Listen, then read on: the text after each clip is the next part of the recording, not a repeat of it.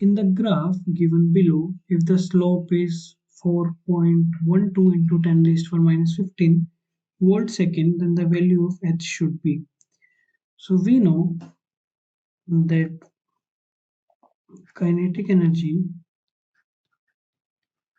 is equal to EV naught is equal to h nu minus h nu naught, where this is the work function of material, this is the energy of incident photon, this is stopping potential.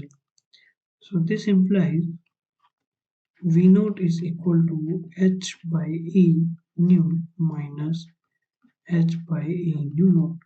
So if we compare this by y is equal to mx plus c, slope m is equal to h by E, and intercept c is equal to minus h by E nu naught. And further, we have to determine the value of h.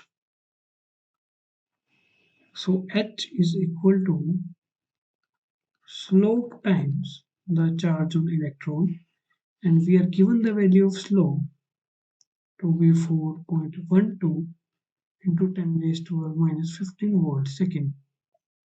So value of h is equal to 4.12 into 10 raised to the minus 15 into 1.6 into 10 raised to the minus 19.